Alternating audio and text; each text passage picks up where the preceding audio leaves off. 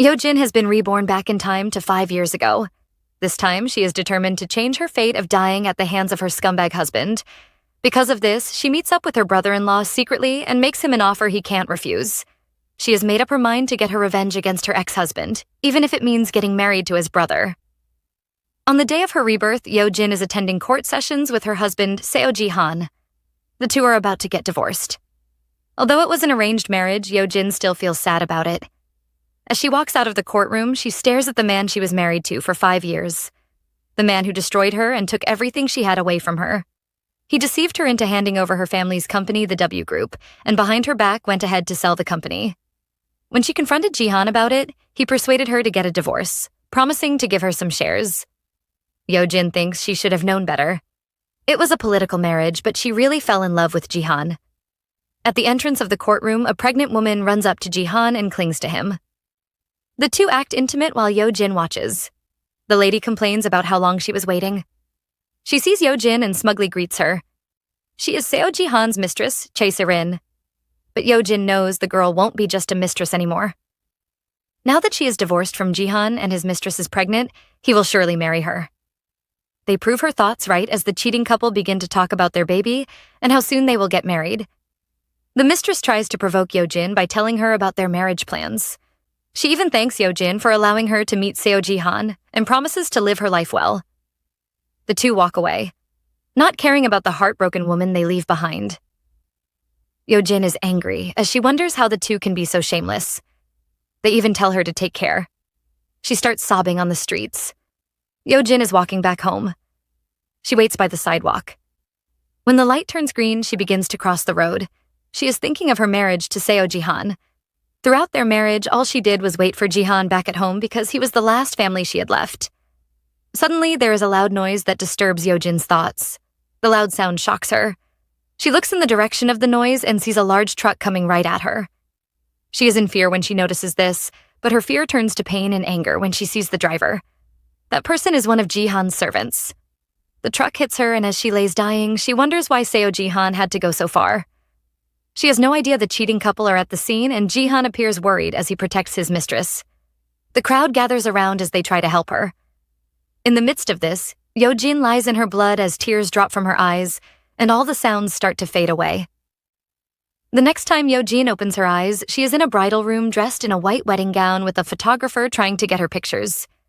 She is confused as she wonders if she died or if she survived. The photographer interrupts her thinking, giving her directions on how to pose. Yojin is stunned and wonders what is happening now. She stands up suddenly and asks around for the date. The assistant assumes she is just a bit confused and tells her the date. She also mentions that it is Yojin's wedding day. Yojin is open-mouthed in shock because she can't believe it. This can't be possible since she got married 5 years ago. She runs out of the room, still in her wedding gown, ignoring the assistant's pleas to stop. Outside the hall, she stops to catch her breath. The elevator's door opens suddenly and a man steps out. Yojin stares in shock as Seo Jihan walks up to her. He is dressed in a suit except there is a big lipstick mark on his collar. He asks why she is outside when she is supposed to be in the bride's dressing room. Yojin's focus is on the lipstick mark and she asks him where he went. He says he went to the car for a moment, but she points out the stain on his shirt. He lies and says he bumped into a woman in the elevator and therefore got stained. Yojin doesn't believe his lies. At that moment, someone steps out of the elevator. It is Sarin, Jihan's mistress in her past life. Yojin stares at the red lipstick on the mistress's lips and then at the red stain on Jihan's clothes. She seems to have discovered a huge secret. The mistress acts friendly with Yojin, praising her beauty. Yojin isn't happy but is heartbroken that the two have been together since the beginning. They even have the guts to do this at her wedding hall. Someone interrupts the awkward group. The two men are Jihan's father and grandfather. They demand to know what is going on. Seo Jihan apologizes and says he went outside, so Yojin must have been nervous and came to look for him. Yojin has made up her mind not to let him control her again, so she cuts him off and tells the elders something has come up. They are surprised and wonder what could be wrong. Yojin calls their names and informs them she will not be going through with this wedding. Everyone is in shock when they hear Yojin's statement. Seo Jihan tries to question her, but our girl doesn't change her decision. She refuses to marry Jihan. She runs away from them, leaving behind several surprised faces. Outside the hall, a crowd of reporters are waiting to see the newlywed couple. What they see instead is Yojin fleeing from her marriage. They are at first confused before they realize what is happening and quickly start to snap pictures. Yojin isn't concerned with this, as she still can't believe what is happening. She wonders if this is a dream. Did she really return to the day of her wedding? Her mind goes back to something that happened in her past life on this same day, and she panics. She is about to run off, but someone stops her. Jihan holds on to her, calling her disrespectful and demanding an explanation. He instead sees Yojin start crying loudly as she yells about visiting the hospital, leaving him confused. Yojin rushes to the hospital where she sees the legal advisor of her parents' company, Park Hyun-ik. He tells her he was just about to contact her and confirms her worst fears. Just like her past life, her grandfather has passed away. Yojin is in tears as she sees her father and mother on the hospital bed. She wonders why they couldn't be saved. The same thing happened on her wedding day in her past life. Her parents didn't contact her and were late for her wedding, so the ceremony was delayed for a long time. It was only later that she learned both her grandfather and parents had passed away. The same thing is happening in this life, and Yojin can't stop crying. It's a few days later and Yojin is dressed in mourning clothes. The news is filled with articles about her grandfather's death. The W Group is among the top 5 leading companies in the country. It was built by her grandfather, but now the public are wondering who the successor is going to be. They talk about the wedding and what will happen to the merger between the two families. Everything is the same as in Yojin's previous life. She remembers how alone she felt at this time, and that was when Jihan reached out to her and deceived her. He promised to take care of the company for her while she grieved. It is only now Yojin is realizing that everything was just a plan for Jihan. The merger of the W Group and Hojin Group only happened because Jihan, as the second son, wanted to use the power of the W Group to take over Hojin completely. Yojin mocks herself because Jihan must have looked at her as a clueless fool. However, this time around things will be different. She won't let him take it away again. In her last life, he got everything he wanted from both W Group and Hojin Group. In this life, she will make sure nothing goes his way.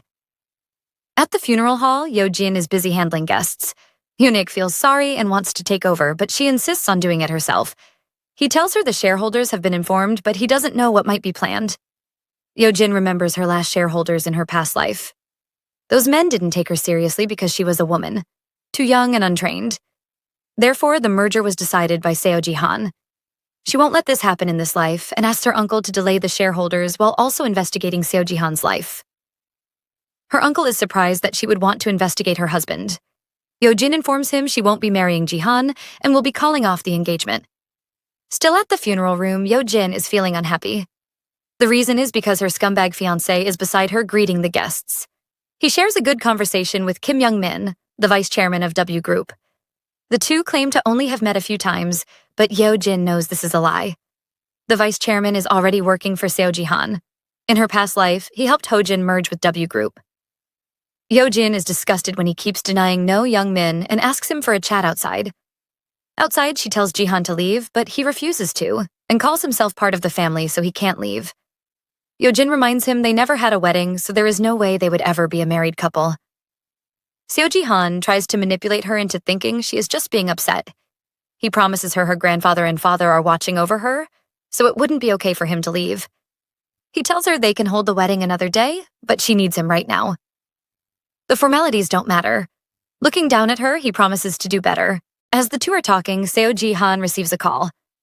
When he sees the number calling him, he gets a weird look on his face. Yojin is watching him and wonders why he looks so anxious. She finally realizes when she sees his face that it should be a call from his mistress. That is why he doesn't want her to hear it. She is not surprised as he did the same thing during the funeral procession. He answered a call and left and only came back to the funeral hall way later. She tells him to answer the call, and while he speaks, she looks at him. She guesses that the caller should be Sarin, the mistress. The call ends and Yojin wants to know who was calling. Jihan lies to her, telling her it was a call from the company and something urgent came up. He promises to be back soon. Yojin is disappointed, but mostly at herself. In her past life, she believed this lie and thought he was worried about her. Meanwhile, he just didn't want to get caught cheating. As she walks away, she tells him not to come back. In her mind, she wants him to stay by Sarin's side forever. Jihan is unaware of her thoughts and keeps yelling about coming back and asking her to wait for him. His words just make Yojin laugh scornfully. Yojin is sitting before her grandfather's picture and apologizing. Even after returning and being reborn, she couldn't protect her family. She is now alone once again. Sitting by a corner, she cries herself to sleep. Unknown to her, someone approaches her at that moment. It seems to be a man, and he reaches out to touch her. Yojin is woken up by someone calling out to her. It is Hyun-ik who tells her to take a rest. As she stands up, she finds out something shocking. There is a man's suit over her body. She is surprised and asks Hyun-ik, who has no idea who it was. He thinks it might be her husband, but Yojin is sure it isn't. Jihan is somewhere cheating with Seorin right now, so it can't be him. Yojin is still puzzled about the jacket. It was the same in her previous life, and she never got to find out who the jacket belonged to. She touches something and pulls it out and is stunned. It is a passport with a name written on it. Seo Jae-ha from Hojin Group. Yojin is in great shock when she sees this name. Why is it Seo Jae-ha? Downstairs, a man is walking out of the building. It is very obvious that his suit jacket is missing. Of course it is because his jacket is with Yojin right now. Seo Jae-ha is about to open his car door when he realizes he left his passport inside the suit. Upstairs, Yojin wonders when Jae-ha came back to Korea. She remembers him being sent to the US on assignment. A part of her wonders if he feels bad for his former fiancé. That's right. Seo Jae-ha could have been her fiancé, the man she would get married to. He is the eldest son and heir of the Hojin Group, and she, the eldest daughter of the W Group. Their marriage was arranged when Yojin was born. At that time, Jae-ha was still the heir. Yojin never thought she would marry Seo Jihan, but she did because Jae-ha didn't want to marry her. Despite his grandfather's threats of taking away the successor position if he didn't marry her, Seo Jae-ha still refused. He gave up his position as heir and left for the US. However, Yojin knows from the memories of her past life that Jae-ha would make a name for himself.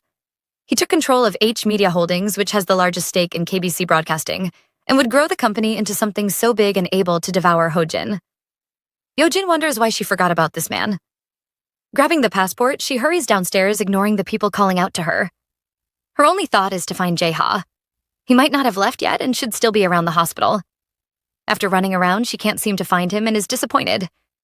Just as she is wondering if he has left, she smells a familiar citrus scent.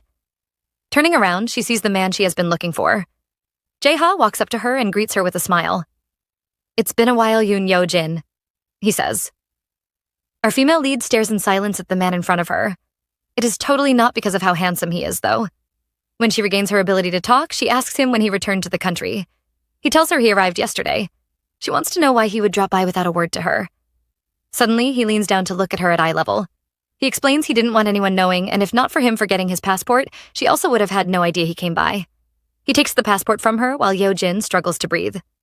When he notices how silent she is, he asks if she is all right. He sees how exhausted she looks. Those simple words of concern are too much for Yojin, and her face turns red. She hides her face from him so he won't see her crying. She doesn't want to cry and quickly controls herself. Jae-ha has received his passport and is about to leave. Before he goes, he reminds Yojin not to trust Jihan too much. Yojin wasn't expecting to hear such words and was stunned. He doesn't say anything more, and instead calls her sister-in-law and bids his goodbye to her. Yojin is still standing in the large hall looking at him when she receives a text. It seems the shareholders can no longer control themselves, especially Vice President Young-min, who has started to make some moves. Yojin panics as she remembers this troublesome set of people. She has to stop them, but has no idea how. She turns towards her only source of help, the man who just walked away from her. She yells his name loudly. He hasn't gone too far and stops when he hears her voice. Yojin feels like this is an opportunity the heavens have given her. In her past life, she never met Jae-ha, but in this life she did. This could be her chance to change her fate. She invites him to a private meeting. It is evening and the funeral is over. Yojin and Hyun-ik are the only two left. He advises her to rest and she thanks him for his company. Just as the two are talking, a giant red flag comes running and shouting in their direction. Sorry, that is just Seo Jihan, the cheating fiancé. He is back from his tryst with his mistress and keeps apologizing to Yojin for abandoning her. He even hugs her. Yojin isn't pleased, however, because all she can smell is Sarin's perfume on him. She pushes him away. She tells him everything is fine and starts to walk away. Hyun-ik stops her and reminds her of the shareholders meeting. He wants her to make a decision because he thinks the shareholders want to manipulate her. Now that her parents are very sick, they plan to rush the meeting so they can control her at will. Hyun-ik is concerned for her. but he doesn't know the real danger is the man behind him. Jae-ha offers to go to the meeting in her place.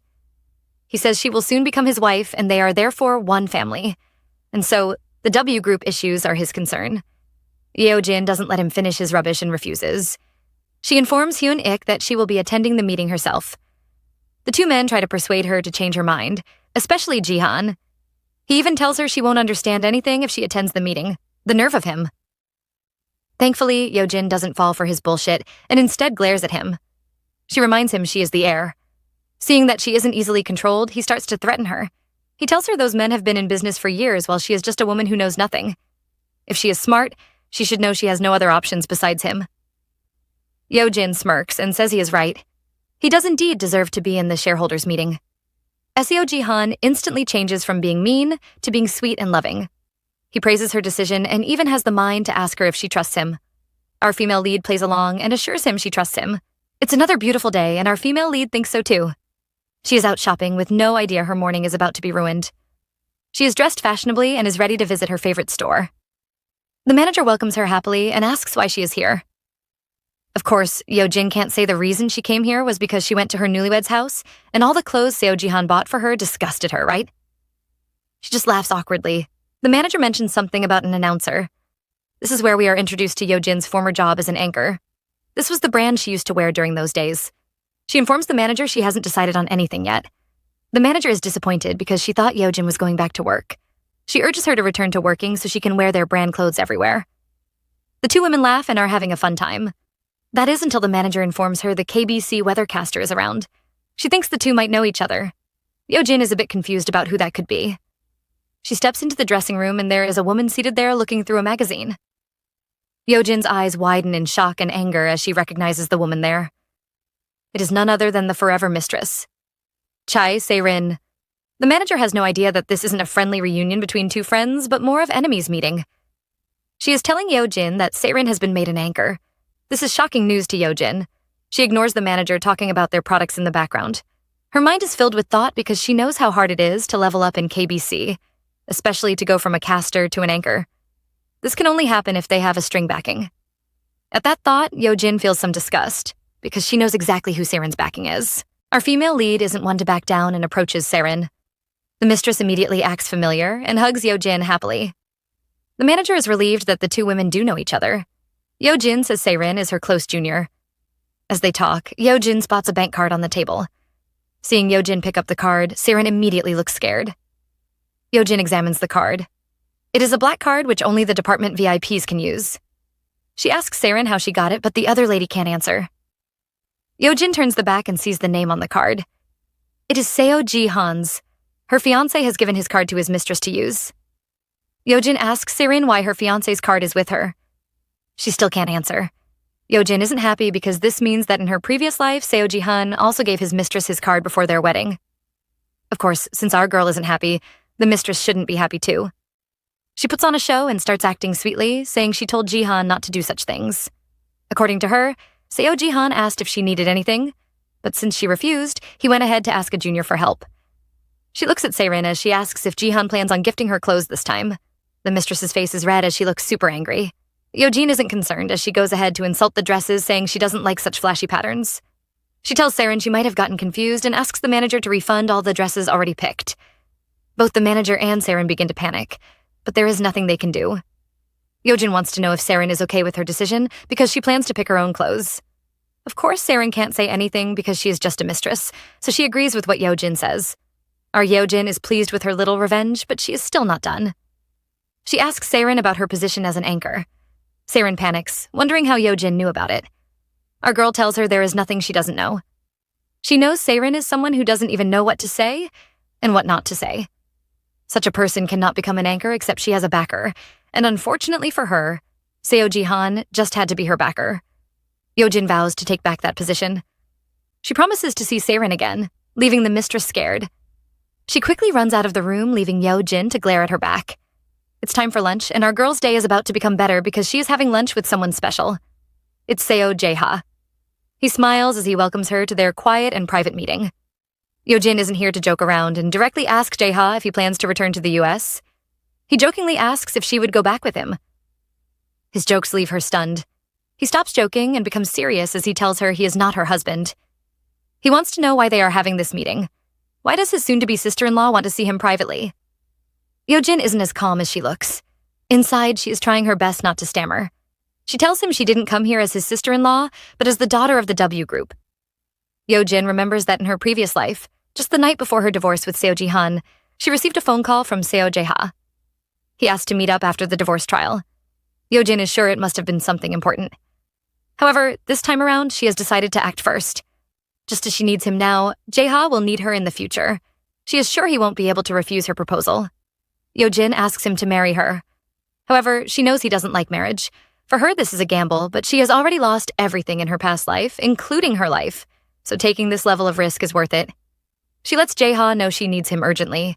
She needs someone who can manage her family company and is ready to make him the CEO of the company. The words seem to repeat in Seo Jae-ha's head as he stares at Yojin in surprise. Back at the private meeting between our two leads, Jae-ha, after hearing the words Yojin says to him, starts laughing. She is surprised by his reaction, so he asks her if she really thought he would accept her offer. He is the eldest son of the Hojin family. Yojin isn't discouraged and calmly tells him he will accept her offer. He wants to know why she thinks like that. Yojin reveals what he thought was a well-kept secret, that he is the CEO of the KBC Broadcasting Company. Everyone thinks that the eldest son of the Hojin was removed of his heir title and sent to the US on exile. This isn't true, however. Jae-ha demands to know how she got this information. She tells him Hojin Group is the largest shareholder of KBC. His grandfather, Chairman Seo Mujin, wouldn't strip his eldest grandson from his position of heir without any reason. In her previous life, Seo Jae-ha became independent from Hojin. He reorganized the holding company he is currently managing into H Media Holdings and returned to the country in triumph because his company was listed. The only people aware of this secret are his grandfather, the chairman, and a few close associates in the head office. However, due to her rebirth, Yojin is now one of the people to know. She promises to give him bigger wings than Hojin ever did. She even plans to invest in all his projects. Most importantly, she knows he has a desire to destroy Hojin. She never knew in the past, but now due to her rebirth, she can tell that Jae-ha has a twisted hatred for the Hojin group. He plans to swallow the company. Yojin tells him she can make his plans quicker and stretches her hand for a handshake. In her mind, she is begging for him to agree and take her hand. Jae-ha has arrived home and is taking off his clothes. Not really, he is just pulling his tie and taking off his jacket. He drops the file he is holding on the table and falls on the sofa. His mind is filled with Yojin and her proposal for marriage. He smiles as he remembers this. He always thought she was just a delicately raised flower, but it seems she also has her thorns. He picks up the envelope, which is filled with pictures of Seo Ji-han and his mistress. He recalls Yojin's reaction when she saw these pictures. She calmly told him she is aware her fiancé is having an affair. He calls his secretary. Secretary Han wants to know if he negotiated with Yojin, but he tells him she already knew about Jihan having an affair. Secretary Han doesn't believe it and wonders how she knew. Jae-ha says he is wondering the same thing so much that it is driving him crazy. He asks his secretary to find out if there is any news about him being the head of the KBC Holdings leaking outside. The next day, we see our female lead dressed in a stylish suit and walking into a company. For her, it has been 4 years since she entered this place. After marrying Jihan, she quit her job as an announcer after taking a 4-year leave. She lost all motivation after losing her family. However, now it is different. She enters the director's office, and the two greet each other with huge smiles on their faces. The director is happy to see her and a bit stressed that she came all the way here. Yojin tells him not to worry about it as she feels it is nice being able to come back here once again. The director jokingly says his wife keeps complaining about not seeing her. After the jokes, the two get serious. Yojin tells him the purpose of her visit. She wants to work again. The director tells her they need a reporter for a newly reorganized program and thinks it would suit her image. Seeing that she doesn't respond, he asks her if she really thinks she could get her news anchor position back. When she agrees, he tells her there is no vacancy for announcers. Yojin isn't fooled and tells him she knows announcer Jong is retiring soon. The director is shocked that she knows this but tells her the position is unavailable. Yojin knows this means there is already a designated successor. She wonders if it is Sarin. Seeing how uncomfortable the director is, she can tell that it is a decision made by the higher-ups. If she wants to get reinstated as an anchor, she will need a powerful supporter. Someone whose influence will match Seo Ji-han's. And she already knows who that person will be. Just as she is thinking, the door opens and someone walks it. It is the red flag cheating fiancé, Seo Ji-han. He greets the director with a smile while Yojin looks confused, wondering why he is here. Looking at her fiancé, Yojin wonders if he came all the way here because of his mistress, Serin. In her heart, she labels him a crazy guy. Jihan is telling the director he was just passing by and decided to stop for a moment. So believable. He says he had no idea Yojin was here. Turning to her, he demands to know why she's here, and she asks him the same question. He doesn't reply because his attention is stolen by some files he sees on the table. He picks it up and wants to know what it is. The director says they are talents from the programming department. It just so happens that Chai Serin's file is among these. The director asks if Seo Jihan is familiar with Sarin, as Yojin and Sarin are close. It seems the director doesn't know that Sarin is the nominee they have chosen. Jihan doesn't hesitate to praise his mistress and doesn't even care that his fiancé is sitting right there. Yojin can see how excited he is about Sarin, and she wonders how much more he plans to humiliate her by coming here and doing this. The director informs Jihan of Yojin's plan to resume work. He isn't pleased and says she's going to be his wife, so she can't be an anchor. He pretends to be doing this for her good and tells the director being an anchor might look good, but there are many negative comments. It is a position with a lot of rumors and troubles. The director rushes to agree with him. Jihan holds Yojin as he says he doesn't want her to do such a hard job and wants her to just stay under his shadow for a long time. The director praises him for being a good husband and he laughs. He says Yojin tends to overdo her work since she has so much passion for it. The director agrees with him, but Jihan isn't letting her work. He says what is impossible is impossible. He tells the director to stop her if she tries to overdo it in the future. The director is nervous but has no choice but to agree with his boss. Yojin angrily walks out of the building. Behind her, Seo Jihan asks if she has something to say to him, but she says no. He suddenly drags her back and tells her she should have something to say. She tells him they should talk inside as people are watching. Inside the car, he questions her about her decision to return to work. She says she wants to, and he asks why, since she already quit. Yojin recalls that she only quit because both families wanted her to focus on supporting him, and so she decided to take an early leave. She mocks herself for being so foolish. She answers Jihan and tells him she changed her mind. He starts yelling at her, asking why she didn't inform him first, and also why would she decide to attend the shareholders meeting. He says she has been acting strange, like a different person all of a sudden. She cuts him off and tells him she will handle herself tomorrow. He tells her this isn't possible, as she is now the face of Hojin. Her phone rings. It is lawyer Park Hyun-ik, but she refuses to answer because Jihan is there. He accuses her of being in frequent contact with Hyun-ik lately. She reminds him that he is the legal advisor of W Group. She wants to know if he is done so she can leave. He tells her to wait and grabs her hand, slipping a ring onto her fingers. He tells her most brides get anxious before the wedding, and considering what she has been through, she must be more anxious. He kisses her hands as he says he is just worried she would get hurt. Pulling her closer, he tells her she doesn't have to do anything and she should just lean on him and rest. Back at her apartment, Yojin is staring at the ring on her finger. She can't help but admit that Jihan is really sweet and wonders if that was why she was deceived in her past life. All his words were meant to just bring her down and take everything away from her. And yet, she was foolishly comforted. This time, she wouldn't let things go the way he wants. With that, she takes off the ring and sends a message to Seo Jae-ha asking them to meet. He replies immediately, asking if it is now, and she answers yes. She wants them to meet today. Our two leads are meeting for dinner at a restaurant. The waiter offers to pour a drink for Seo Jae-ha, but he refuses. Yojin is curious as to why he doesn't want to drink, and he tells her he needs to be able to watch over her since it is night. He can't leave her alone. Yojin blushes a little from his words. After they are served, she tells him she had already started drinking alone. She talks to him about her day and about not getting the position she wanted to get back. According to them, the position is already decided. Jae-ha asks if she is trying to get reinstated. She is surprised by how he knew. She sees his face change and looks back to see Seo Jihan and his mistress in the same restaurant. The two are holding hands boldly. Sarin is almost about to melt into Jihan, but he notices Yojin and quickly pushes her away. Seeing the two of them together, Yojin wants to see what Jihan would do, even if it is an excuse or an explanation. She asks him why the two of them are here together, and he says they came to talk over a drink. He tries to change the topic and asks why she is here with his brother, and she simply says they are here for the same reason. She didn't know about their affair in her past life, but in this life, she's not going to ignore it. Since the two couples' reserved seats are close to each other, they decide to sit together for a meal. And so Yojin and Jae-ha sit on one side while Jihan and his mistress sit at the other end. Yojin sees the dress Sarin is wearing is the same dress she returned to the shop, and she calls her out on it. Jihan doesn't understand and wants to know what they are talking about. She tells him he must owe Sarin a lot considering he gave her his card. He laughs and says it is a misunderstanding. He gave Sarin the card so she could buy a gift for Yojin, and because he was grateful, also get something for herself. He says because Sarin worked so hard for the gift, he decided to meet up and thank her. Yojin smiles and tells them she is looking forward to seeing what gift her fiancé and close junior would get for her. She informs them that she plans to return to broadcasting. Jihan immediately gets angry and asks if that wasn't already settled. She tells him she spoke to the director's wife who would help her out. She plans to create an opportunity to return as the anchor of the news at 9. Jihan angrily calls her name. The mistress stands up and says she wants to use the bathroom.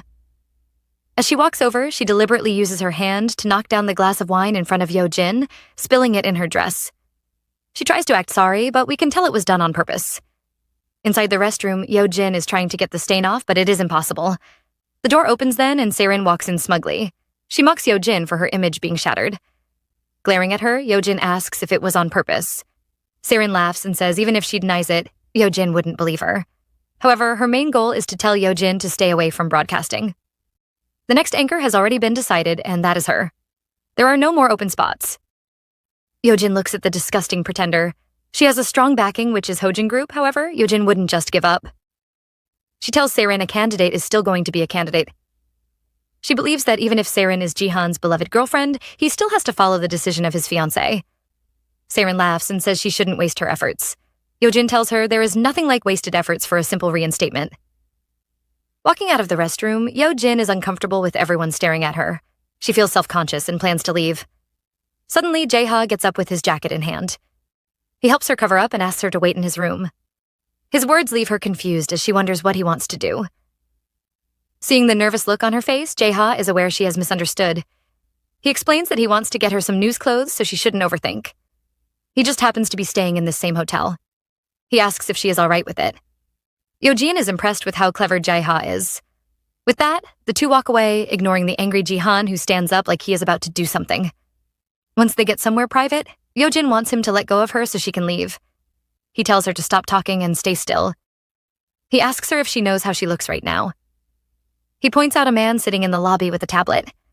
Turns out the man is a well-known journalist in reporting business scandals. He warns Yojin to listen to him if she doesn't want her revenge to end today. He hands her his room card as he promises to give her his answer to the proposal she made to him previously. He tells her if she is bothered, she should at least wear his clothes. While she is upstairs, Jae-ha goes out to see the cheating couple leaving in their car. He goes back up, and when he opens the door, he sees the most beautiful sight. Yojin is walking around in his shirt. The two of them stand in shocked silence for a minute before Yojin starts feeling embarrassed. Her face is red when Jae-ha tells her he didn't expect to be welcomed like this. She tries to explain that she sent her blouse for dry cleaning. The front desk offered to do it, and since he said she could borrow his clothes, she decided to take a shirt. Looking at the woman that keeps moving backwards like a snail, he tells her she is only making it more visible. He assures her his assistant would bring over some clothes for her so she can take off his shirt. He also warns her to stay here for now since Jihan is still waiting outside. He must be insanely curious about what they are doing. Jae-ha naughtily suggests they should leave something for the poor man's imagination. Our two leads are having a peaceful time. Well, only Jae-ha is. While he is reading his book, Yojin is having a mental breakdown. Her mind is still stuck on the time when he walked in on her wearing his shirt. Grabbing her hair and shaking her head, she is so embarrassed. However, apart from changing clothes, she also came here to hear his answer to her proposal. Looking at the man peacefully reading his book, she makes up her mind to find someone else if he doesn't agree. He suddenly asks if she is serious, which leaves Yojin a bit confused. He wants to know if she really wants revenge, which she says she does. He tells her he will take the position of CEO of the W Group. He still doesn't fully trust her, but her offer is too tempting to refuse.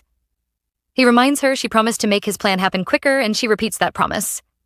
She is confident she can help him speed up his plan. He asks her to keep her promise to bring down the Hojin Group. Yojin is happy to do so. A revenge against Hojin Group is also her revenge. Outside the hotel, Yojin thanks Jae-ha once again. She watches him leave and is about to head home when a raging bull grabs her hand. Oh, it's Jihan, and he is demanding to know what she is doing with his brother so late at night. Yojin pushes him away and tells him she should be the one angry and he has no right to act like this. He saw everything. The reason why she went to Jae-ha's room was because Sarin spilled wine on her. She changes the topic back to him and wants to know, because anyone would think he is Sarin's fiancé and not hers. Jihan feels a bit guilty and yells about how weird it is. He wants them to find somewhere private to talk about it. Yojin refuses and wants to discuss it right there. She is too tired and doesn't want to go home and argue with him again. Jihan complains about how she has changed in an instant. He doesn't like that she has become fierce and stubborn suddenly. She has even started to raise her voice at him.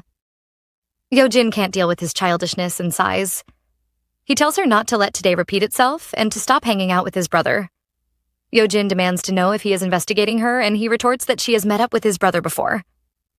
He doesn't know what his brother has been telling her, but warns her. Jae-ha is just like a fleeting cloud. Yojin finds it funny because he thinks she changed because of Jae-ha, but meanwhile she changed because she died and came back to life again. He hands her an envelope. When she demands to know what it is, he tells her it is a marriage registration form. He starts to threaten her, telling her situation isn't good, and she is already 29. She isn't young anymore and should know that as the sole heir of a group without a proper successor, none of the shareholders will listen to her. She might have received a considerable amount of shares, but the only way out of it is to marry him so she can secure her situation. He tells her to stop thinking foolishly and to sign the marriage consent form. Looking at him, Yojin can't help but feel sorry for her past self. She was so foolish that in her past life, she might have caved and signed under pressure because being alone was unbearably lonely. She would have run straight into Seo Jihan's arms. But now she isn't the young Yoon Yojin anymore. She stares at him and asks if he is trying to threaten her. He fakes an apology and says it wasn't a threat but pure concern for his fiancée. He tells her if they get married, all her problems will be solved. Both the succession issue, the shareholders meeting, she can leave it all to him. Looking at the proud man in front of her, Yojin stuffs the paper into her bag. She agrees with him that marriage is the surest way. She tells him she also wants her husband to be the one to manage her company. Once he has gotten the answer he wants, he lets her go and tells her she made the right decision. Yojin glares at him as he happily leaves her presence. Back at her apartment, she stares at the marriage registration form in front of her. Her phone rings and it is messages from her investigator. There are loads of pictures showing Seo Jihan and his mistress having an affair out in public. It is that same day. She smiles sadly because it seems the marriage is not going to be between them but him and his mistress. The next morning, Yojin is back at her broadcasting company. She goes to greet the director who welcomes her back on her reinstatement. The two sit down to have a conversation. He offers her a document. Yojin goes through the document and is surprised to see it as an audition for the anchor position. The director explains that normally there would be a screening process through which the anchor position would be selected, but this time around an unofficial interview was planned. Yojin is upset as she knows this was for Sarin. The director has good news to give her, however, as he tells her the interview has been changed back to a public audition like before, so he recommended her. The director wants to know if his help was sufficient. Yojin thanks him and assures him his help was sufficient. She is curious to know why the audition was changed back to public, though. The director says it is because the anchor is the face of the news and people would complain if they didn't do it. Yojin doesn't believe this excuse as she knows that the higher-ups must have a good reason for changing their decisions. The director praises her for being sharp as always. She wants him to tell her, but he tells her not to worry and promises her she will find out later. The two have arrived at their destination. He asks her if she feels different coming back here after a year and congratulates her. The two enter into the room and the director introduces her to the team as the newest addition. She is returning to the radio news team. All the team members know her and everyone is happy to see her. They all welcome her happily. Some people, though, are talking about Sarin and Yojin being close. They wonder where Sarin is and she appears at that moment. Everyone is happy to see the two reunite. Yojin greets Sarin happily, but the other woman isn't happy to see her. Yojin teases her, reminding her about her promise to see her soon. Over the radio, a voice is reading the weather report. Jae-ha is in his car listening to it, and he can tell at once that it is Yojin. Inside the studio, her friends are concerned about her being on the radio team and ask why she isn't on the TV programs. Yojin tells them it is the same for her, and she finds both just as fulfilling. Her colleagues think it is a waste, though. Yojin is done with work for the day and is thinking about visiting her parents in the hospital. On her way out of the office, she is stopped by someone. Sarin isn't pleased to see Yojin and mockingly congratulates her on her reinstatement. She mocks her for coming in as part of the radio team instead of as a news anchor. She asks Yojin why she didn't tell her and suggests she could have helped. She pretends to be impressed with Yojin's background, though. At least she got reinstated after being gone for a long time. Sarin doesn't get the reaction she was expecting as Yojin just laughs. She demands to know what is funny, but our female lead just tells her to go prepare for her evening broadcast. It should be the perfect time for her to be writing her script. Just in time, Chairman Seo Mujin calls. Yojin takes the call and starts chatting with the old man. He is deeply worried about her and how she is holding up. She assures him she is fine. He congratulates her for being reinstated and has no problem with this. When Sarin hears this, she begins to feel afraid. Yojin promises to come visit the old man and ends the call. She teasingly apologizes to Sarin, telling her she got a call from her in-laws. She rubs it in Sarin's face that the old man called to check on her and invited her for a meal. Staring at Sarin, she tells her she didn't even think to use her background. She wonders what would happen if she should call the chairman and ask him for a favor. She walks away, leaving the angry and frightened Sarin behind. Outside, Yojin wonders what is wrong with Sarin. Why did she provoke her if she can't handle it? As she steps out, she finds a handsome man waiting for her.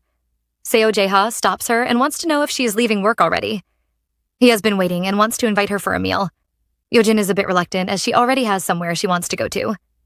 Jae-ha is disappointed and wonders if she has an engagement. She tells him it's not an appointment, but instead, she is going to visit her parents in the hospital. She has no idea that Sarin is upstairs watching the two of them and glaring at them maliciously. Yojin is at the hospital with the doctor in charge of her parents. He has no good news for her and informs her there have not been any improvements. They still have not regained consciousness. Yojin is worried and wants to know if there is no way to help them. The doctor tells her they have already done the best they could, so she should prepare herself mentally. On the drive home, Jae-ha notices how heartbroken she is. He drops her off at home and wants to know if she will be fine. She thanks him and promises him she is okay. She teases him, wondering if that was the reason why he came today. He says he will tell her later, but she wants to know what is going on now. In his mind, he complains about how stubborn she is. Outside, he says he has something to ask her. His question is if she knows Intech. When she hears this, Yojin starts panicking. She wants to know if it is the construction company he is talking about, and he says yes. He wanted to ask because he thought she might know it, and indeed she does. Yojin starts trembling, and she scolds herself for forgetting something so important. In her past life, Jihan recklessly invested in this construction machinery abroad in order to secure his position as heir. He made a $1 trillion investment into the company, but unfortunately, after a brief period of success, the company became a failure. The terrible financial structure eventually brought the whole Yojin group down. Yojin doesn't want him to know she is aware of this, and so bids Jae-ha goodbye and promises to contact him later. He watches her leave with a contemplating look. At the Yojin group, Seo Jihan is having a meeting with his father and vice chairman of Yojin, Seo Min-guk. His father wants to know if Jihan has met with young Min. He says he has, and they have made a plan in which after 3 years, they will merge with the W group. Min-guk is not satisfied and asks why they can't merge now. He doesn't want to wait. Jihan tells his father it isn't that simple as there are shareholders on Chairman Yoon's side who oppose it. To also make it legitimate, Kim Young-min also needs 3 years on his side. He instead promises to give them an advance on the capital. The three have made their plan and want to transfer Yojin's shares to Jihan immediately after the marriage. They plan to invest in Intech with W Group capital. Min-guk is happy with this plan and wants to know when the shareholders' meeting will be. Yojin is still feeling restless after hearing about Intech from Seo Jae-ha. Intech is the key. In her past life, after Seo Jihan invested in the company, it almost toppled the whole Yojin group. In this life, if Jihan can still acquire the Intech company, the whole Yojin group will surely collapse, depending on how they play it. Now that she knows about it, the trigger could be pulled even faster. Yojin is happy because it seems like she has finally grasped the clue to this revenge. Her thoughts are interrupted by someone asking her if she is going to apply for something. She is a bit confused by this question, and they tell her there is an announcement on the bulletin board. She is still confused, so her senior explains to her that it is an audition to select the main anchor for the 9 o'clock news. Yojin finally knows why there was a commotion and says she hasn't seen it. On the other side, Sarin's friends are asking her if she is going to apply. She says she is going to give it a try since it is such a good opportunity. Yojin is having a little mental breakdown as she is still being nagged by her senior. He wants her to give it a try and apply. He tells her he is most comfortable working with her and even praises himself as a senior in the sky who she should want to work with. Yojin hurriedly assures him she was going to apply even if he didn't say anything. The senior is proud of her. Sarin and her friends, however, are not, and glare at Yojin angrily. Sarin walks over to Yojin as she asks if she really wants to apply for the audition. Yojin says she does and wants to know what the problem is. She is sure the girls have been talking behind her back. Sarin tells Yojin she has been gone for so long. It hasn't been long since she returned to the radio department, so how can she participate in such an audition? Our female lead points out that it says any announcer can participate and asks the girls if they did not notice it. She laughs and tells Sarin it would be nice for the two of them to work together on the news again. Sarin isn't happy and walks off angrily, but Yojin can't be bothered with her because her senior just informs her the news schedule has changed. He wants to know if she has a day off the next day, and she says yes. He finds it strange because she usually doesn't take time off when there's a broadcast. She solemnly tells him she has a personal matter to take care of. At night, Yojin is at her apartment. She's on the phone with Jae-ha and the two are discussing. They are planning their next steps. He has sent her some files which she has downloaded. He begins to explain what is written in it in a way that Yojin can understand.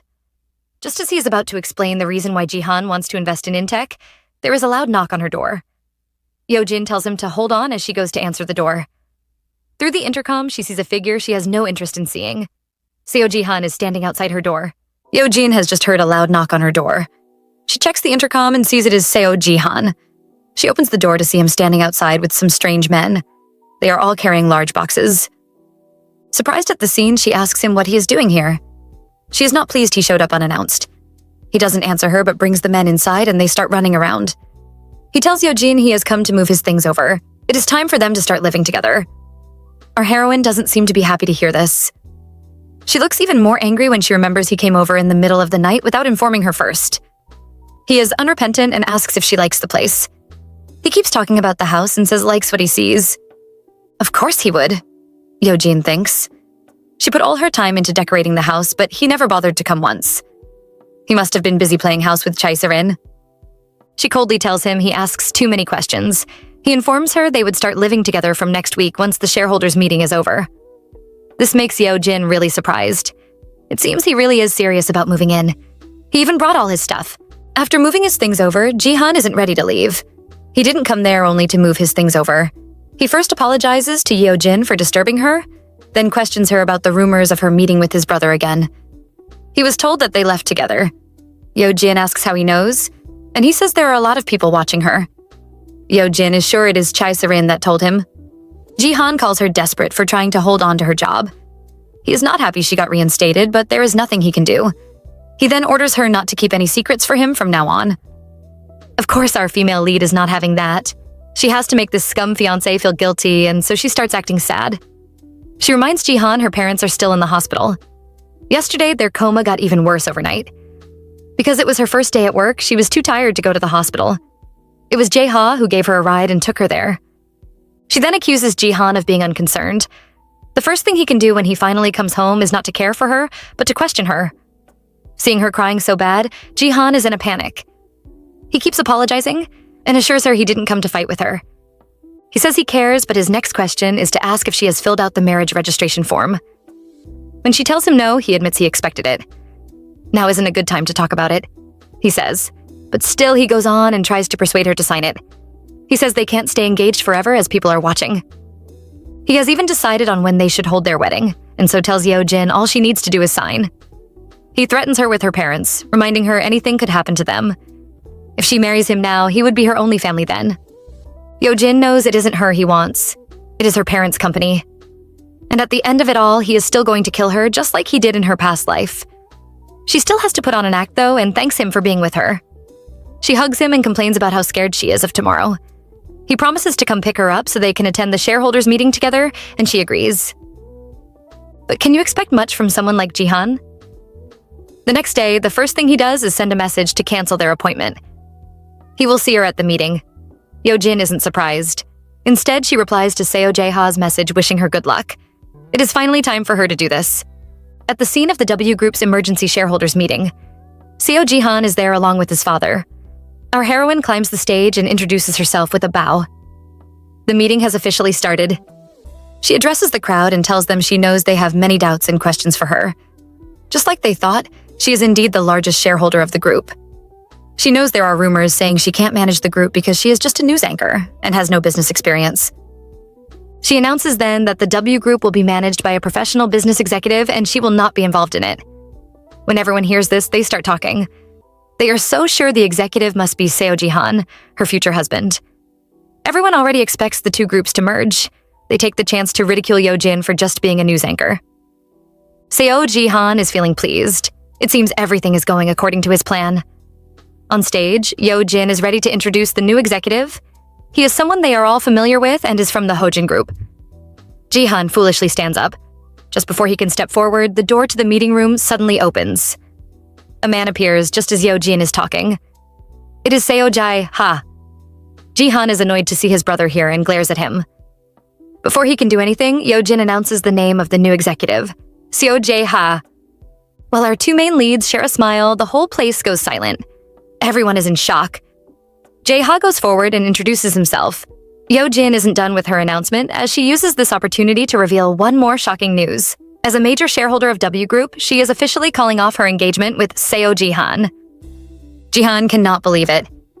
He gets up and yells at Yojin. He is angry and trembling, but Yojin doesn't stop. From now on, she says the W Group will have nothing to do with the Yojin Group. No investment, no mergers, nothing. She tells the shareholders to see her vision and cast their votes wisely. Yojin's decision makes some people very angry, like Jihan. However, it also makes some others like Jae-ha happy. He can't stop staring at Yojin with a smile on his face. It is time to go home. Yojin is outside the building when someone comes to meet her, yelling at her for what she did. She ignores him and waits for Jae-ha so they can leave together. The yelling man can only watch as the two walk away. He can't stand it, so he comes over to separate them. It seems Yojin didn't even notice him before, as she is surprised to see it is Jihan. Jihan roughly grabs her hand, but our male lead immediately protects his lady and pushes Jihan away. With no choice, her ex-fiancé begs for a chance to speak to her. Jae-ha doesn't agree and tells him to leave. Of course, Jihan doesn't. He questions Yojin about what she just did back at the meeting. He also yells at Jae-ha to stay out of their business. Yojin knows Jae-ha is protecting her. She assures him she is fine and wants to speak to Jihan for a while. Once he leaves, she coldly tells Jihan to say what he wants. He isn't happy to do it in public, but can't hold it in any longer. He asks Yojin if she really knows what she just did. What makes him the most angry is her choosing his brother. He maliciously asks if she wants to start sleeping around with his brother after she abandoned him. Before he can continue his rubbish talk, our heroine reminds him of what he did. Did he really think she wouldn't find out about him and Serin? Did he think she wouldn't notice? She throws a bunch of his pictures with his mistress at his scumbag face. She lets him know she wasn't born yesterday and has been aware. The two have been together even before their wedding and up till now. She yells at him for living a double life. Jihan's response? He can't defend himself and says he was just distracted before the wedding. He wasn't planning to start something serious with Sarin. They only met a few times. He becomes mean and asks Yojin what she can accomplish on her own. Is she planning to survive off her measly TV gigs, or is she planning to become a leech and stick to his brother? Yojin coldly tells him he is also the same. Nothing he has is truly his own. She reminds him that without W Group backing, he wouldn't even be able to keep his title of heir. She tells him he can never find another woman like her to replace her position in his life. However, she can easily find someone else to replace his position in her life. She leaves Jihan while he starts begging miserably behind her. He calls Serin a mistake and tells Yojin they shouldn't break up because of this. He keeps begging her to turn a blind eye and forgive him. Our heroine doesn't care and never turns back. Instead, she gets into Jae-ha's car. Now it is Jae-ha's turn to avenge his lady. He steps down and tells his brother to stop being pathetic.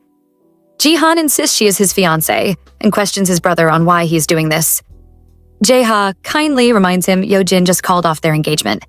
Besides, even if she was his fiancée, it doesn't give Jihan the right to act like this. Jihan doesn't want to give up and keeps yelling for Yojin to come down. He says he never agreed to their breakup. Jae-ha is surprised by his brother's determination and even applauds him. However, he tells Jihan to save his words for his lawyer. He drives away, leaving a frustrated and yelling Jihan behind. Yojin has brought Jae-ha to her home. He is surprised to see all these boxes outside, and she informs him they are for Jihan. Our male lead is clearly not happy, especially when he sees her wedding picture with his younger brother. Yojin offers to cook for him, but he teasingly asks her if she has anything. She is upset and reminds him this is a home where people live. However, she proves him right, because when she opens the fridge, all we see is bottles and bottles of drinks. Jae-ha comes to stand behind her, startling her a little. He points out the fridge is full of drinks, and Yojin weakly replies that it is not completely empty. At least she still has a packet of instant noodles and eggs. Well, you tried, girl. Our two leads have settled down to their meal of instant noodles and egg. Jae-ha isn't pleased to see her eating only this kind of food and asks where her helper is. It turns out it is just our heroine being picky. She doesn't like food prepared by others, but the helper only comes occasionally. It is also awkward to cook for herself when she is living alone. Jae-ha doesn't say anything else and changes the topic to the shareholders meeting today. He tells her he was very surprised because he didn't expect her to have prepared so well. She laughs and tells him she will take that as a compliment. Staring at her, our male lead asks if she can really trust him. What if he doesn't manage to pull it off? She tells him she doesn't care about trust or doubt. She has no other options but him. This revenge means everything to her and she must succeed in it. So Jae-ha will have to prove himself too. Jae-ha is touched and promises her he will succeed. Over at Sarin's side, someone seems to be knocking at her door. She complains, wondering who would come over this late. She opens the door and sees it is Jihan. It is clear, however, that he is very drunk. Sarin doesn't care as she is just happy to see him. She whines, asking why he hasn't been answering her calls today. Jihan doesn't answer but just sits down and sighs. Sarin is a bit nervous seeing him like this. He smells so strongly of alcohol. She asks what made him drink so much. He covers his face and insists he only drank a little bit. Sarin reminds him of his promise to drink together with her if he is feeling upset. He explains to her it is because of Yojin. Sarin wants to know why, and he says Yojin already knows about them. Sarin pretends to be nervous and asks how she found out. In her mind, though, she feels Yojin would be foolish not to notice. An upset Jae-ha says she saw them spending time together and noticed Sarin using his card. Sarin is very happy Yojin has found out. She laughs even as she says she tried to hide it. Jihan continues talking about Yojin, saying she appointed Jae-ha as the professional manager. Sarin is sick of him talking about Yojin. The woman is so annoying. Of course she doesn't say that, but instead asks if Jae-ha is his brother. Jihan says he is. He is the oldest son of the Yojin group and his half-brother. Sarin wants to know what they should do now. She insults Yojin for knowing about them and pretending not to be aware. She calls her creepy, not at all like the sister she knew. She keeps trying to spoil Yojin's image by talking about how she wasn't like this before and has since changed so much. She hugs Jihan and complains about how unfair Yojin is, handing the management rights to his brother when she is still engaged to him. She should have given it to her future husband. Jihan reveals that their engagement ended today. Yojin called it off. At this moment, Sarin is just short of getting up and dancing. She pretends to be sad and asks what they should do, but really she is so happy and thrilled she could dance. Knowing he can't see her, she twists around and smiles in excitement. With Yojin gone now, it won't be a hopeless dream for her to become the mistress of Yojin Group. She calms herself down and tells him about Yojin's plan to participate in the anchor's audition. That was why she was calling him before. But seeing him now, she feels sad for him. She hugs him because it must have been hard for him. Yes, girl, it must have been really hard for a cheater to get caught. Jihan isn't concerned about her comfort. He stands suddenly, asking if Yojin really applied for the open audition. Sarin confirms she did. She even handed in her application form. Jihan stares down at her and suddenly offers her a proposal. If he sets the stage for her, is she confident she can beat Yojin and become the anchor? Sarin smiles and confidently says she can. She makes a vow to herself. In this life, everything Yojin has, she will take away and make it hers. Yojin has no idea of the devious plan the petty man and his mistress are making. She is in her parents' VIP suite at the hospital. The doctor tells her there is no other option for her parents except to perform surgery on them. And even that has a low chance of success. Yojin is a bit reluctant and asks him to keep searching for other ways. The doctor promises to do his best and she thanks him. Alone with her parents, Yojin can finally speak her mind. She begs them to wake up and not to leave her like this. She tells them about the shareholders meeting she had and how Jihan and Young Min were well prepared. Even though she managed to handle it well, she is still worried. Will she really be able to protect W Group? Our female lead seems to have slept off and only wakes up when the nurse comes around. He says her time is up and she has to check out. She apologizes for dozing off but suddenly discovers something shocking. There is a blanket covering her. She wonders who would do something like this. Outside the VIP suite, the man responsible for that sweet act is walking away with his hands in his pocket. And who else can it be but our male lead, Jae-ha? It is finally the time for the open audition for the news anchor. There are many ladies gathered around. One is talking to her friend and is worried about doing well in the audition. Her friend assures her she will since she worked hard preparing. The first girl mentions the rumors of it being pre-decided and wonders if it is true. The other girl says it surely can't be. The two ladies seem to be talking randomly, but they keep looking in one direction. And that is where our female lead is. Yojin pretends not to hear them and walks past. She can feel all the ladies glaring at her. She sighs. What hasn't she been through? This time around, she is even being ostracized. The person behind all this decides to show up at this time. Sarin comes around to confirm if Yojin really broke off the engagement with Jihan. Yojin asks the younger woman if that is all she has to say. Sarin seems to be proud as she advises Yojin to leave by herself before she is disgraced. Yojin seems to find this statement funny and laughs at Sarin. This makes the other woman angry, and she demands to know what is so funny. Yojin says it is nothing. She just remembered something. Just as Sarin feels Yojin has changed, Yojin thinks the other woman has changed too. Sarin used to be so afraid of her. Worried about her relationship with Jihan being exposed, she was always timid around Yojin. Yojin tells her she has changed, but these simple words make Sarin even angrier. She mocks our girl for going from being the main anchor of the evening news to a radio show host. However, Yojin isn't bothered by that. Sarin continues trying to provoke her by saying Yojin was pushed out. Yojin doesn't argue and agrees with her. Sarin advises her then to stop embarrassing herself by coming for auditions. She calls it pitiful to watch and wants to know why Yojin is still bothering to work. She should just stay at home and inherit her parents' wealth. Yojin calls her actions childish. She wants to know if that is why Sarin decided to ostracize her with her little group. Is this her little way of forcing Yojin to go back home? Sarin denies ever ostracizing her and asks her to bring proof. Yojin wonders what Sarin did over the weekend, because now the way all the colleagues look at her after the shareholders meeting is unsettling. Just as she is thinking this, she hears two ladies gossiping behind her back. They call her ruthless and look down on her. They talk about the rumors which say she was the one that planned her parents' accident just so she could take over the W group. Someone tries to defend her as they don't believe she can do that. The other person insists it is true. Even her going to visit her parents is just a show. She is just a third-generation heir who tried to kill her parents just so she could get her inheritance. Hearing this makes Yojin so mad.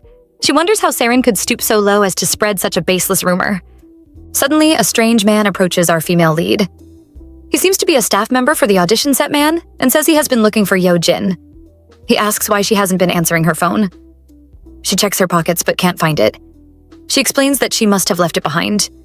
She wants to know what is going on. The man says the director wants to see her. He wants her to come down to the basement set 2 for a moment. Yojin is surprised he is asking her to come now. The audition is about to start. Why is the director asking her to come to the set and not even to his office? The man tells her it was someone that gave him the message too. The only thing the person said is that it is urgent. Yojin is confused because she knows the set 2 is only used for small production dramas. She tries to call the director to confirm, but her phone is missing. The man tells her the director is not picking up. With no choice, Yojin thanks the staff member and leaves. When she gets there, the place is still intact. None of the props used for drama have been cleared.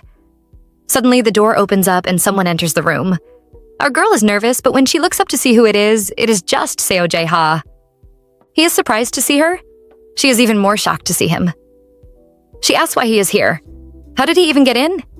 He explains he had business to do with the boss. Yojin remembers that he also works in Hojin. He was the one who handled the KBC studio move last time. It is his turn to ask why she is down here. She tells him it was the staff that directed her here. She followed their direction, but it seems this is not the set for the audition. Jae-ha finds the situation strange. She asks why he is here if he came to meet the boss. He boldly says he got bored, so he ran away. Yojin is surprised he can do that. He tells her he just told them he had an urgent call and then slipped away. For a moment, he pities his poor secretary, who would probably have to endure everything on his behalf, but oh well. He narrows his eyes when he hears Yojin laughing. She finds him very ridiculous and tells him so. He lets her enjoy herself and laugh at him. He suggests they leave since it doesn't seem like the director would be coming anytime soon. Yojin agrees with him, thinking it might have been some kind of misunderstanding. Suddenly, they hear a click. Someone is in the room with them. Yojin is startled and rushes forward to see who it is. Jae-ha notices the lights and reminds her of it. He tries to stop her. He isn't fast enough as the stage lights come on. Yojin is standing right in the middle of the three of them. Yojin stands there shocked. She can't hear Jae-ha calling out to her. All her thoughts are filled with the scene of her death in her previous life.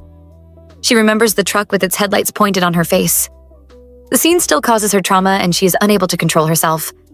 She suddenly faints, leaving Jae-ha shouting her name in panic. Yojin wakes up to someone calling her name forcefully. Her eyes open and she sees Jae-ha above her. He is in a panic and tells her to get a hold on herself. She is confused as she can't remember what happened. He explains she briefly passed out after losing consciousness. He is still worried about her and asks if she is okay. She tells him her body still feels weak. He wants to know when she started having this condition. She explains to him it was just the lights. She felt it was too blinding and so she couldn't breathe. Seeing her about to panic again, he grabs her head and asks her to look into his eyes. He rubs her face and assures her she is not alone. He covers her eyes and tells her to start talking slow breaths. A few minutes later, the two are leaning against the wall. Yojin has her head on Jae-ha's shoulder and his jacket is covering her. After a while, she raises her head. He inquires if she is feeling a bit better now, and she assures him she is. She notices her palm is injured and is surprised. He begs her to bear with it for now. He has already called his assistant Han to come over and pick her up. Yojin, however, is bothered about the audition. He wants to know if the audition is really that important to her, and she says it is. She rushes to stand, but she can't complete her sentence because she is still weak. He quickly gets up and holds her. He advises her to calm down for now and try taking deep breaths. She listens to him but smells something so surprising, that citrus scent she noticed before. The door opens at that moment and Assistant Han is here with a crewman. He is worried about Jae-ha, but the man assures him he is fine. He says his assistant should be worried about Yojin instead. Assistant Han notices Yojin and is surprised to see the both of them together. The crewman with him says the set was locked up after the drama ended. Yojin tells them it was open, and Jae-ha adds that someone also locked them inside the room from outside. The assistant is shocked. Jae-ha wants to know if the anchor's audition is still going on, and the assistant says it is for now. Jae-ha immediately orders him to contact the director and tell him he is coming over to the studio to observe. The assistant approaches Yojin, who is thinking about something. He asks why she is sweating so much. She wants to know what the time is, and he says 3 o'clock. Yojin is a bit panicked because she still has to memorize the audition lines, but right now, even skimming through feels overwhelming to her. She feels a sense of despair. Will 10 minutes be enough? Jae-ha suddenly speaks. Our female lead looks at him in confusion, and he informs her he has just spoken with the director. He will buy her 10 minutes time, so she has to win this for them. Staring at his handsome, confident face, Yojin smiles happily. Over at the audition set, a staff member is congratulating Sarin for doing a great job. She giggles and thanks him. The man wants to know who is next, but his assistant says they haven't arrived at the waiting room. He demands to know who could do that, and the assistant replies, "It is Yojin." Behind them, Sarin smiles wickedly. How can Yojin possibly show up for the audition when she is locked up in the set? She pretends to care and asks what they should do after all. Yojin is not the type to behave so irresponsibly. The staff member wants to know if she has Yojin's number so they can contact her. If not, they will have to report to the director. They hear a commotion and turn to look. It seems there is no need to report as the director has escorted Jae-ha personally to the studio to observe. Jae-ha explains he wants to see the scene live for once instead of going through the footage. The director agrees with him. It is a different experience watching live than watching it through footage. Sarin isn't happy to see Jae-ha here and keeps staring at him. Suddenly, he turns to look at her and glares at her darkly. She quickly looks away in fear. She seems to realize that something is wrong with her plan. Reality proves her right as the staff announce Yojin has arrived. Our female lead doesn't even spare Sarin a glance and just walks past her to the stage. She reminds herself that cameras are not scary. She has faced them more than a dozen, even 100 times. Staring straight at Sarin, she wants the girl to watch smartly and see the difference between the both of them. Sarin feels Yojin's gaze and becomes nervous. And then our female lead starts. The audition is over and our female lead has crushed the mistress. Everyone is pleased. They can't stop complimenting and praising Yojin because she is really good at her job. They wonder who would be the anchor, but think hiring someone with experience like Yojin would be the best choice. Their words make Sarin, who is standing behind them, tremble so much in anger. She can't believe it. She walks away angrily. Yojin has no idea of the tantrum Sarin is playing. She is in the dressing room searching for her phone and she finds it. She is nervous about the hospital calling while she was away. Her greatest fear comes through as there is a message from the hospital informing her that her parents' conditions have worsened. Yojin doesn't even think about herself or her injury and rushes to the hospital.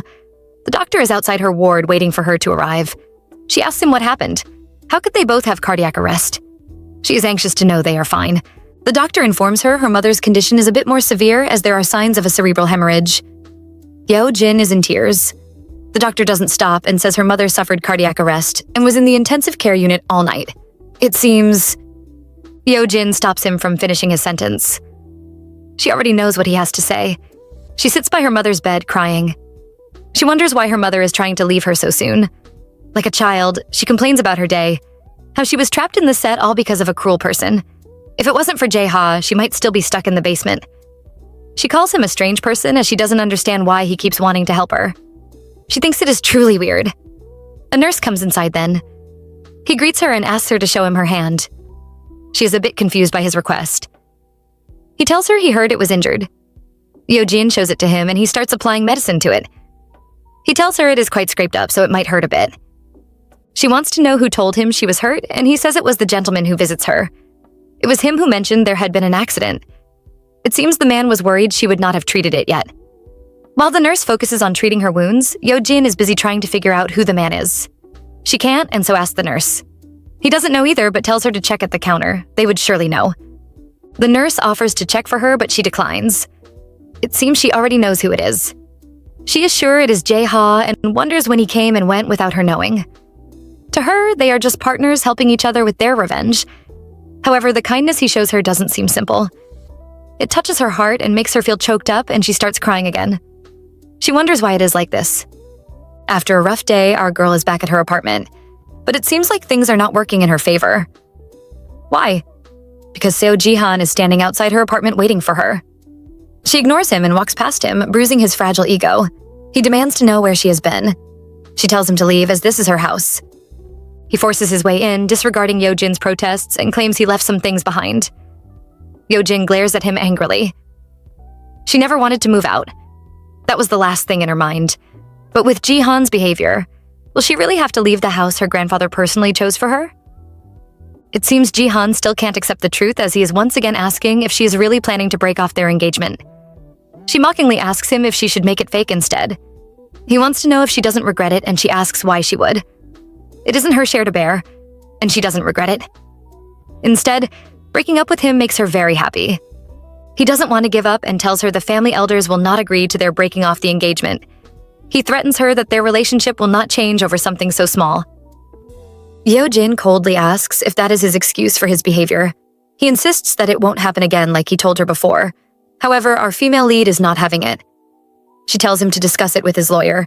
She has already sent everything he brought back to him, and she tells him to go through them because nothing is missing. He threatens her and says if he leaves like this, he will really end up dating her junior. Yojin laughs. She turns to him angrily and asks if he was hoping she would be jealous. She tells him to do whatever he wants with Sarin because she won't get involved any further. She vows to Jihan, however, that he will regret this. The next day at the KBC company, the staff are in the cafeteria. Our female lead is eating with her senior. She is thinking of how she would put her apartment up for sale and move away to somewhere Jihan can't find her. She wonders where she should go. She doesn't notice how nervous her senior looks until he speaks up and tells her to delete the broadcasting app. She is surprised at his sudden requests, and he advises her not to open the app or turn it on. She shouldn't even look at it. She is confused and wants to know what is going on. While her senior keeps shouting and moaning about why he said anything, she opens the app. The first post she sees seems to be about her. The post is asking if the rumors about the newly reinstated announcer are true. Under the post, the comments are messy and are all condemning her. They are all saying she tried to kill her parents just to gain her inheritance. She wonders how such a rumor could spread, but she sees a surprising comment among the posts. The anchor position has been decided. She asks the senior about it and he nods. There is a new announcement on the broadcasting app stating that Yoon Yojin position has changed from announcer to anchor. Yoon Yojin got the position. Her senior is very happy and loudly congratulates her, but Yojin is nervous. Why? Because everyone else is staring at her angrily and jealously. She can't help but mutter about how things have taken a strange turn. Yojin is on her phone in the bathroom speaking to the family lawyer. They seem to be talking about some documents, and Yojin wants to know if they have been prepared. Mr. Hyunk says they have and asks if he should have someone deliver them. Yojin refuses, stating that she would rather meet him in person. Unknown to her, someone is in the bathroom listening to her conversation. Yojin decides to meet the lawyer in a cafe near her broadcasting station tomorrow. As she shares parting remarks with the person on the phone, she notices someone standing behind her. With a glance, she sees Sarin glaring at her. Yojin isn't fazed. She asks the girl if she has something to say. If not, then our female lead will have to leave. As she walks past, she hears Sarin ask if she used money. Yojin is confused and doesn't understand the question at first. It seems Sarin is still feeling sour about losing and asks if Seo Jae-ha pulled strings for Yojin. If not, how could this happen? How could she become an anchor? Yojin calmly faces Sarin. With a hand on her hip, she lets the girl know that throwing money around and relying on a man's influence is all Sarin's job. Her statement makes Sarin angry, but Yojin doesn't stop. She asks Sarin if she pulled all those nasty tricks to beat her, knowing that she can never beat Yojin is another way. She suspects that Sarin is the one that locked her in the set. The mistress trembles and says Yojin has no proof. Yojin agrees with her that there isn't proof because she never even bothered trying too hard to look for it. Our heroine can't be bothered to tire herself out by digging into it. She is already busy enough as it is. However, she warns Sarin. If the girl tries to ever drag her parents into her pathetic games again, she might just get creative and actually manufacture some kind of evidence that will make Sarin wish it was fake. It's the next day, and our heroine is in a cafe shop. Sitting across from her is the family legal lawyer and advisor. She thanks him for coming this far and asks about the thing she told him to bring. He drops a flash on the table and pushes it to her. It contains everything he could find. He is a bit confused on why she asked him to dig out information on a company called Intech. Besides, from what he can see, Intech seems to be trying to cozy up to Hojin. Yojin agrees he is right. That is the company Jihan is after. From the corner of her eyes, she notices a lady sitting opposite them with a large hat on her head. Yojin smiles because just as she expected, Sarin indeed followed her to the cafe during lunchtime. She is sure the other woman doesn't know anything about the person Hyunk. Right now, Sarin is just desperate to find something to hold on to since she lost the anchor position. At that, Yojin turns around and stares straight in Sarin's direction. The other girl is flustered and tries to hide her face behind her book and her huge glasses. Yojin keeps looking straight and smiling, making Sarin more nervous. She huddles in her chair, sweating badly. Yojin is done staring and continues discussing with the lawyer. He asks if she really wants to break off the engagement, and she assures him she does. That is not the real question, though. He wants to know if Yojin plans on making Hojin an enemy. It isn't just about the two chairmen being friends for years. The two companies have both been cooperating together for a long time. Yojin says she knows. He informs her that if she wants to make Hojin an enemy, she better have a good enough reason. Yojin asks him to check his email. He is caught and wants to know if he should do it now. She says yes, and he does. What he sees must be very bad because he starts trembling in anger. He asks her if what she showed him is true. She assures lawyer Hyunk that it is. It seems the message is evidence of Seo Jihan's plan. He planned to marry her, take over W from the inside, and then wipe it out. Yojin tells the lawyer Jihan really covered all his bases. He is planning to devour W completely down to the last scrap. The lawyer is in a panic and questions the chairman's accident. Was that fabricated by them also? Yojin says she has investigated, and it truly was just an accident. I don't think so, girl. She tells the lawyer that she can't explain everything, but what he should know is that Hojin Group can't hold out for long unless they merge with W Group, and she has no intention of helping him do, which is why she is breaking off the engagement. The lawyer thinks it is weird. Would Seo Jihan really back down so easily after preparing so much? Yojin says he won't be able to do much since he is still an unstable successor. The more noise he makes, the worse it will backfire on him. Meanwhile, the undercover agent Sarin is feeling frustrated. She can't hear anything they are saying. She sees Yojin stand up to leave first since their lunch break is almost over. The lawyer promises they will talk more later and the two leave. Behind them, Sarin is staring in worry. Back at the studio, Yojin has just finished reporting the evening news. Everyone praises her for doing such a good job on her first day. They call her a professional because of the way she handled it, and she modestly replies that she has been doing it before, so it is not a big deal. As she is leaving, she sees Sarin in the room and is surprised, wondering what the woman is doing there. A staff member comes up to her and says the director is looking for her. She is startled and asks if it is really her. The man says it is, and the director wants her to drop by his office before she heads out. She agrees, but has made up her mind to call and check again to make sure it isn't a lie too this time. It turns out it is true, and she heads over to the director's office. She knocks and enters, only to see the director is with a man. It is Jae-ha. He approaches her and says he watched her broadcast. She wonders what he is doing here. He asks her what kind of question that is. Of course, he came here to work. And also to congratulate her on her first day on her new post. Behind him, the director also joins in. He tells Yojin, Jae-ha came here for an investment matter and monitored her broadcast while he was at it. He adds that they have plans afterwards.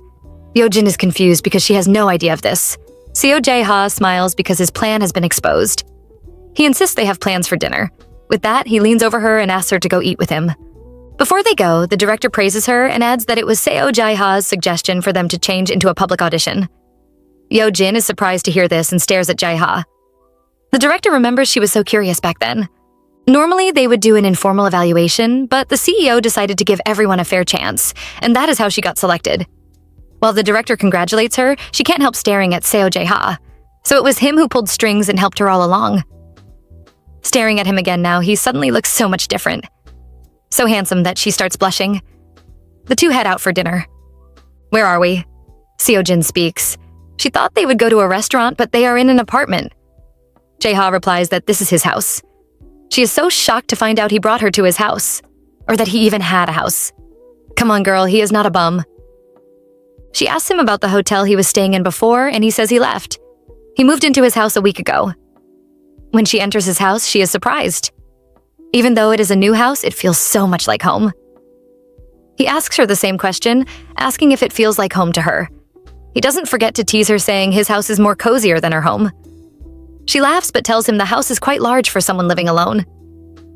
He suddenly stops and stares at her ambiguously. He says the house might not be for just one person. He walks away while Yojin stays behind, confused by his statement. He tells her she never knows what life has in store. The two head to the kitchen where Jae-ha starts busying himself. You know what they say, a man in the kitchen is very attractive. It seems our heroine agrees with this too because she keeps staring at Jae-ha. He notices and asks why she is looking at him like that. She blushes as she admits it is fascinating. At that moment, she remembers the time they spent locked in the set and how Jae-ha looked into her eyes and assured her she wasn't alone. Remembering that now makes her face turn even redder, and it is not from the heat. She tries to take her mind off things and asks what he is making. He names a fancy dish which has Yojin in awe. She never knew he could cook and thought he would be eating out. He tells her eating out is nice, but he just wanted his Yojin to have a home-cooked meal. He knows it must have been long since she had one. Once again, she gets lost staring at him and blushes again. He is done and warns her it tastes a little bland. He asks if she likes mild flavors. She says she eats anything but doesn't like food that tastes flat. She thanks him for helping her out during the audition. He refuses to accept her thanks and says she earned it through her own efforts. She still insists on thanking him because he has helped her in plenty of ways. He also helped her in the warehouse and she properly thanks him. He says it was a normal thing to do, helping people in a tough spot. He changes the topic and wants to know what sort of food she likes. She says she likes all kinds. He teases her, pretending to ask about how she cooks it, but then saying she must have never cooked before. She glares at him and scolds him for teasing her, but he smugly denies and says there are people like that. People who go through life without getting their hands wet. So he is teasing her. Yojin glares at him. He tells her to grab some salt from the shelf. He doesn't forget to tease her, asking if she can handle even that. She indignantly says she can and reaches out to open the shelf. Unfortunately, it is too high and she can't reach the salt, until a large hand comes from behind and picks it up. She looks back in surprise to see Jae-ha behind her. The two are in a kabadon position.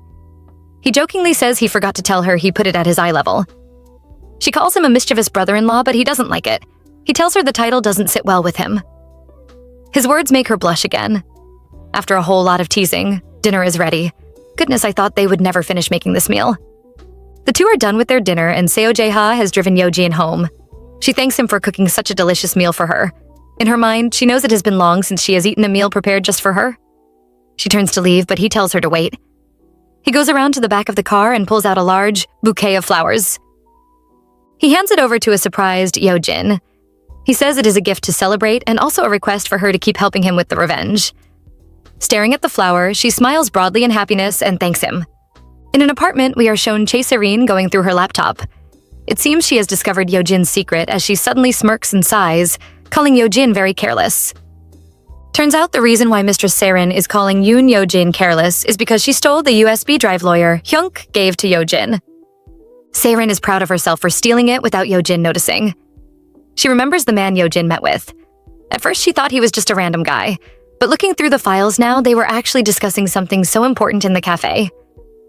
Because it was too noisy and she couldn't hear a word they said, she had no choice but to go steal the USB drive. What a good reason. Looking at the documents which are about the Intech project progress, she is proud because she thinks she has found something huge. It turns out Jihan was planning such a big project with Intech, and he must have been preparing ambitiously. However, she can't understand why this document would be with Yojin. Sarin starts thinking about Jihan. When she first started dating him, she didn't think too much and just thought it would be nice to marry a nice guy, but now, She wants to become the mistress of the Yojin group. Suddenly, her phone receives a message saying her cake has arrived. The next day at work, Yojin is presented with a huge cake by her colleagues, congratulating her on her reinstatement and also on her anchor appointment. Yojin scratches her hair in doubt as she stares at the 6 ladies in front of her. Looking at their angry and glum faces, how can this be a celebration? She thanks them and leans down to blow the candle out. However, she is annoyed when she perceives the scent of mangoes. The ladies say it was the director that told them to give it to her. Seeing the 6 of them with mean girl looks and folded hands, she knows they didn't want to do it themselves. Still, she thanks them. She wonders, however, why the director would give her a mango cake after she told him she is allergic to mangoes. The ladies, as if reading her thoughts, tell her they ordered a mango cake because they heard she loves eating mangoes. She is shocked and asks them who said that. They all turn to look back. Behind them is Sarin, who claims that Yojin is a mango fan and so they went to far lengths to get the cake. Walking forward, she insists that Yojin eats the cake with them. What a petty, narrow-minded mistress. We don't know why, but Yojin actually eats the cake with them. She has to go to the bathroom to throw up. Staring at her face in the mirror, she scolds Sarin for being petty. Speaking of the devil, the lady arrives and asks if the cake was nice. After all, it was from a famous bakery. Yojin tells her she is being childish. Sarin says it isn't childish because great efforts went into preparing this cake, especially since she is the one who picked it out. Angry, Yojin reminds Sarin Jihan gave her a marriage registration form. Sarin pretends not to care and says they broke off the engagement already. Yojin explains that breaking up a union between families isn't that simple, meaning Jihan won't be able to let go of her that easily. She tells Sarin her reality. Even if it is not her, Jihan will have to marry a woman with similar qualifications, so Chai Sarin will never be an option. This makes the mistress truly mad. Yojin lets Sarin know she will only be able to play around with love, but will never truly have Jihan to herself. Sarin angrily yells about Jihan wanting to be with her. Yojin calls her naive because if that was the case, Sarin would have been the anchor, not her. Sarin is confused, so Yojin explains. Jihan is the heir of the Yojin group. If he pushed for it, the network would have had no choice but to place Sarin in the anchor position. There would never have even been an audition if Jihan truly cherished her. Knowing her words have hurt Sarin, Yojin is about to leave, but the mistress won't give up. She tells her Jihan can't leave her. Yojin tells her to keep thinking like that if it would give her peace of mind. Sarin yells out that Jihan is living with her. She sees Yojin doesn't care and repeats it once again. Yojin says they should keep living together then. As a last resort, Sarin says she is pregnant. Yojin is surprised. Sarin repeats that she is pregnant. This is why Jihan cannot leave her. She says they are destined for each other, especially because Jihan is someone who values blood ties more than anything. Yojin is a bit sad because in her past life she couldn't conceive. That was also because Seo Jihan rarely came back home. However, the fact that she couldn't have his baby was something that tormented her. She always felt like she was at fault. In her past life, the news of Chai Sarin's pregnancy was what shattered her marriage. Jihan made her last life so miserable, and now in this life he is trying to tie her down again. She thought Sarin's child would come 5 years later, so why is it coming now?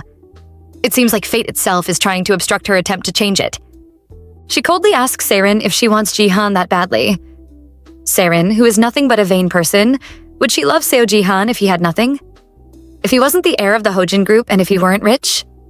She tells Sarin to take him if she wants him that badly. After all, she doesn't need him anymore. As she leaves, her eyes fill with tears, and she vows to make Sarin regret this moment for the rest of her life. Yojin is still angry and is heading home after work when she receives a text from Seo Jae-ha. He claims there is a strange item in his house. Yojin is confused by his message until he sends another one asking if she forgot something. She says no, but then he sends a picture of a fountain pen with the name Yoon engraved on it. She recognizes it as hers, the one her late grandfather gave to her as a gift. Seo Jae-ha sends a cute message saying the only Yoon who comes in and out of his house is her. The message makes her a bit nervous as she wonders if it makes sense. He sends a text asking to come pick her since he already knows she is on her way home. He doesn't take her to his house this time, but to the Han River, which surprises our heroine. She asks why, and he replies that they both needed a breath of fresh air. The two have found a blanket and are sharing a drink together. She knows he has to drive, though, and wonders if she will be drinking alone. He admits she is, as his secretary has already closed from work. And so they start drinking. Jae-ha is surprised to see her finish 1 can of beer in just only 1 shot. She finds it refreshing and asks if she can drink more. She stands as she says, Beer is not enough for her since her food today was a bit too strong. She offers for them to drink some soju. Jae-ha looks like he is watching a fright show. He is sweating as he watches Yojin drink and drink. He comments about not knowing she could drink so well. She laughs and asks if he also wants to drink. Then they can stay up all night. He tells her it would be quite a sight if the both of them get drunk. He grabs the cup from her, saying she has drunk too much. She insists she isn't drunk and even stands up to stretch. Suddenly, she slips and almost falls on her face. Jae-ha rushes to quickly grab her by the waist. Their faces are so close as he whispers to her that she is drunk. Our heroine is shy and quickly moves away from him with her red face. She doesn't know what came over her, but she suddenly asks him if he would believe her if she said she could see the future. He teases her, asking if she was a shaman instead of an anchor. She laughs and says it wouldn't be a bad idea. Rather than saying she died and came back to life, saying she received a divine calling would be much more believable. Who would believe her if she said she got killed by her ex-husband and so was sent back to the past? And that her ex-husband and his mistress are having another child? It is such an absurd story. The only thing she can say is that she hates his brother. She hates him so much. With tears in her eyes, she says, "Hate is even too mild a word." She truly despises him, more than Jae-ha could ever imagine. Seeing her like this, Jae-ha hugs her closely and tries to comfort her. He knew it was hard for her, and it is still hard right now. He tells her about his past. When his mother passed away, he woke up to find nobody by his side. And as such, he isn't good at receiving or giving comfort. His life has always been more about showing actions than words, so he wants to give Yojin the kind of comfort he can. Yojin stares at him in surprise. He proposes that they really mess with Seo Jihan. Since he proposed to Yojin before, the best way to mess with him would be for the two of them to get married. As such, he holds out his hand to Yojin and asks that they get married. That would be the perfect revenge. She can use him however she wants when they become husband and wife. Want us to continue this recap? Comment part 3 below. And also, don't forget to like, comment, and subscribe. Ciao!